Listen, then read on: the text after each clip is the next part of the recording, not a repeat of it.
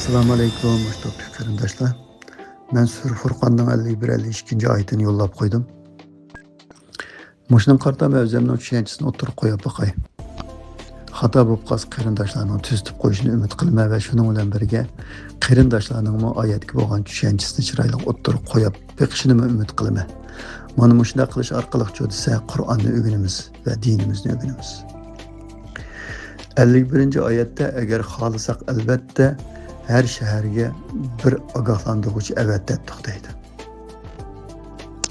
52-oyatda shuning uchun kofirlarga itoat qilmagan, Qur'on orqali ularga qarshi barliq kuching bilan kurash qilgin deydi. Ba'zi tarjimalarda barliq kuching bilan taqobil turg'in deb tarjima qilibdi. Ma'noda barliq kuching bilan kurash qilgin deb qarindoshlar. Endi 51-oyatda agar xohlasak albatta har shaharga bir ogohlantiruvchi avatdatdi.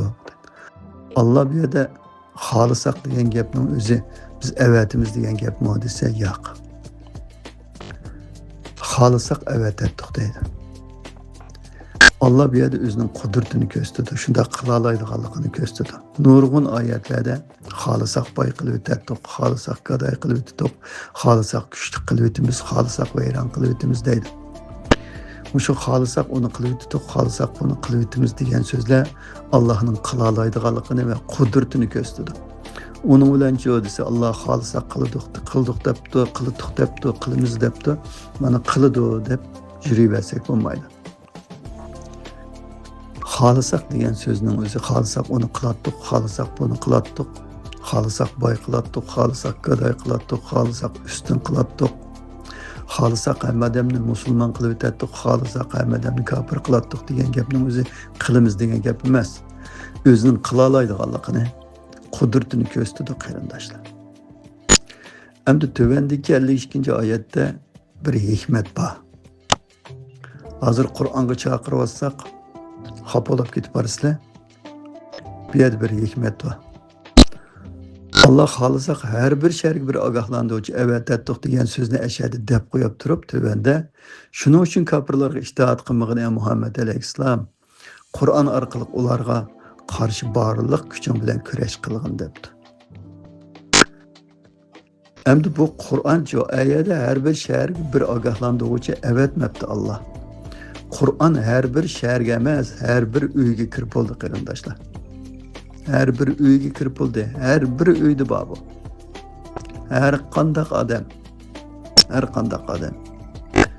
Endi musulmon bo'lganlarning hammasining uyida bor.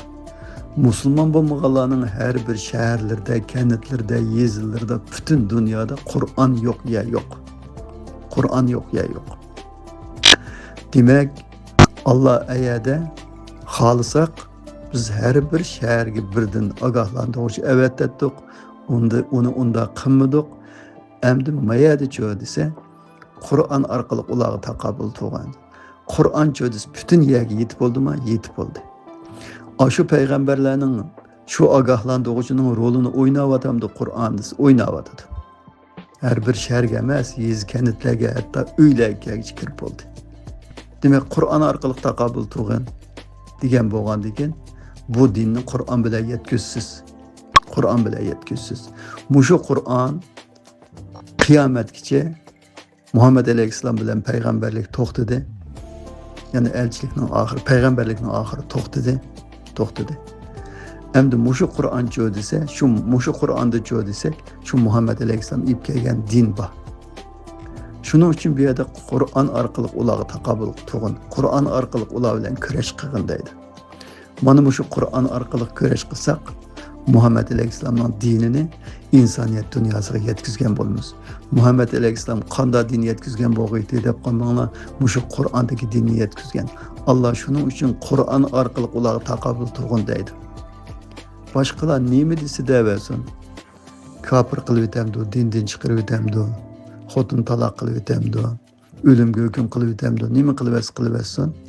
Allah bu yerda Qur'on orqali ular bilan taqobil turgan, ular bilan kurash qilgin degan bo'lgandan keyin din degan bir narsani so'zlayman degan odam Qur'on bilan yetkazsa bo'ladi. Qur'ondan boshqa narsani din deb yetkazsa inson xatolashgan bo'ladi.